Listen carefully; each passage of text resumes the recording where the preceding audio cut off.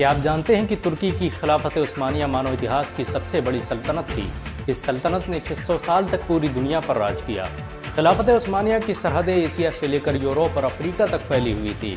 यहाँ तक कि पूरा भूमध्य सागर उस्मानी मुसलमानों के कब्जे में था। 17वीं सदी ईस्वी तक दुनिया की आधी दौलत तुर्की के मुसलमानों के पास थी। जापान, रूस और फ्रांस जैसे देश तुर्की की खिलाफत उस्मानिया से कर्जे लेते थे। ये सल्तनत इतनी बड़ी थी कि जब इसका अंत हुआ तो 42 नए देशों का निर्माण हुआ। खिलाफत उस्मानिया की स्थापना तुर्क सरदार उस्मान ने की थी। ये काई कबीले के मशहूर शासक अर्तुगरुल गाजी का बेटा था। खिलाफत उस्मानिया ने मात्र 100 साल के अंदर ही आधी दुनिया को जीत लिया था। मिस्र से लेकर फिलिस्तीन, जॉर्डन, यहाँ तक कि इटली, मलेशिया और फ्रांस के अधिकांश हिस्से खिलाफत उस्मानिया के कब्जे में थे। आपको ये जानकर शायद हैरानी हो कि मैसूर के शासक टीपू सुल्तान भी खिलाफत उस्मानिया का हिस्सा थे। उस्मानी सुल्तान सलीम ने उन्हें भारत में अपने नाम का सिक्का चलाने की इजाज़त दी थी। बहुत कम लोग जानते हैं कि सल्तनत उस्मानिया का अपना खुद का बैंक था। 1863 में तुर्की हुकूमत ने इंपीरियल उस्मान बैंक की स्थापना की थी, जिसका मकसद देश के गरीबों और कमज़ोर लोगों की मदद करना था। 20वीं सदी की शुरुआत तक इस सल्तनत में रहने वाले लोगों की प्रति व्यक्ति आय अमेरिका, रूस, जापान जैसे देशों से अधिक थी। मानव इतिहास की सबसे बड़ी सल्तनत खिलाफत उस्मानिया ने दुनिया को सबसे अधिक वैज्ञानिक और डॉक्टर दिए। आपको ये जानकर शायद हैरानी हो कि स्टीम पावर और स्टीम टरबाइन की खोज तुर्की के वैज्ञानिक तकीउद्दीन ने की थी। दुनिया का पहला सर्जिकल एटलस उस्मानी वैज्ञानिक सरफुद्दीन ने बनाया था। सरफुद्दीन ने ही बच्चों में होने वाली हाइड्रोसिफिलिस बीमारी का इलाज खोजा था। इस महान वैज्ञानिक ने हाथों की सर्जरी के बाद लकड़ी की पट्टियों को बांधने की जिस परंपरा की शुरुआत की, उसे आज पूरी दुनिया में इस्तेमाल किया जाता है। ऑपरेशन के दौरान जिस चिमटी, स्कैल्पल और कैथेटर को दुनिया भर के डॉक्टर इस्तेमाल करते हैं, उसकी खोज उस्मानियों ने ही की थी। चाय की खोज करने वाला खालिद भी एक तुर्क मुसलमान था। आपको ये जानकर शायद हैरानी हो कि दुनिया की सबसे पढ़ी लिखी आबादी उस्मानी साम्राज्य में रहती थी।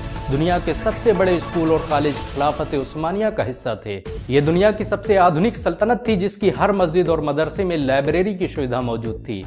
तुर्की के मुस्लिम शासकों ने अल अखियान नाम के एक संगठन की स्थापना की थी, जिसका मुख्य काम मुसलमानों की आर्थिक मदद करना था। अल अखियान अमीर लोगों की जमात थी, जिन्होंने अपनी सारी दौलत मुसलमानों और इस्लाम के लिए दान कर रखी थी। इतिहासकारों की माने तो खिलाफत उस्मानिया के तीसरे सुल्तान मुराद प्रथम ने ही दुनिया की पहली जानिसारी फौज की स्थापना की थी। ये सुल्तान के पर्सनल बॉडीगार्ड थे, जो आसपास की चीजों पर नजर रखते थे। यहीं से दुनिया में बॉडीगार्ड रखने की परंपरा शुरू हुई। आपको ये जानकर हैरानी होगी कि खिलाफत उस्मानिया ने 500 से अधिक जंगें लड़ी, जिसमें ज्यादातर में उसे फतह हासिल हुई। तुर्क मुसलमानों में ऐसा जज्बा था कि सुल्तान मोहम्मद फातेह ने बैजेंटियम एम्पायर के सबसे मशहूर शहर कुस्तुनतुनिया को मात्र 21 साल की उम्र में फतह कर लिया। उस्मानी फौज दुनिया की सबसे ताकतवर फौज थी। बारूद से चलने वाले हथियारों की खोज तुर्की के मुसलमानों ने की थी। आपको ये जानकर शायद हैरानी हो कि समुद्री जहाजों पर तोपों का सबसे पहले इस्तेमाल उस्मानियों ने ही किया था। बाबर जिन तोपों को भारत लेकर आया, उसे बनाने वाले तुर्की के मुसलमान थे। तुर्की की खिलाफत उस्मानिया का भारत से बड़ा गहरा संबंध था। मुगल दरबार में बड़ी तादाद में तुर्की के आलिम और वैज्ञानिक मौजूद थे।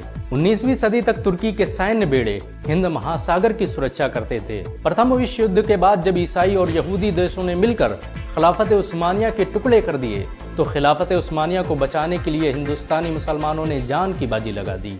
1919 में मौलाना मोहम्मद अली और मौलाना शौकत अली के नेतृत्व में खिलाफत आंदोलन की शुरुआत की गई।